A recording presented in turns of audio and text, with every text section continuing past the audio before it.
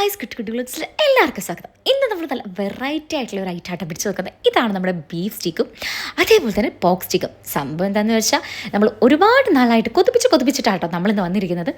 ഈ ഒരു സംഭവം ഈ ഒരു സാലഡും കൂടെ കുട്ടി കഴിച്ച ഒരു രക്ഷയില്ല, അടിപൊളി എന്നുള്ള കമൻസ് ഒക്കെ കേട്ടിട്ടാണ് നമ്മളിന്ന് വന്നിരിക്കുന്നത്.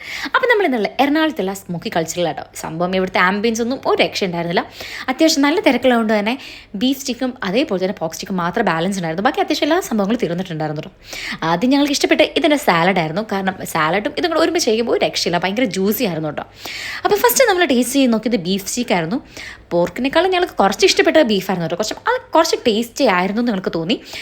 പോർക്ക് സ്റ്റീക്കും നമുക്ക് കുഴപ്പമുണ്ടായിരുന്നില്ല, പക്ഷേ എന്നാലും ഒരു പടി മുന്നിൽ നിൽക്കുന്നത് നമ്മുടെ ബീഫ് സ്റ്റീക്കായിരുന്നു കേട്ടോ. അടിപൊളി നല്ല ജ്യൂസി സാധനമായിരുന്നു. അപ്പോൾ നിങ്ങൾ ആരെങ്കിലും എറണാകുളം വരുന്നുണ്ടെങ്കിൽ ഉറപ്പായിട്ട് ഇതിന് ട്രൈ ചെയ്ത് നോക്കണ്ട. പക്ഷേ പ്രൈസ് കുറച്ച് അധികമാണ് ഞങ്ങൾക്ക് തോന്നി. ഒരു ഹാഫിന് ഒരു 2000 റുപ്പീസ് ആയിരുന്നു കേട്ടോ വന്നത്. അപ്പോൾ നിങ്ങൾ ആരെങ്കിലും വരുന്നുണ്ടെങ്കിൽ ജസ്റ്റ്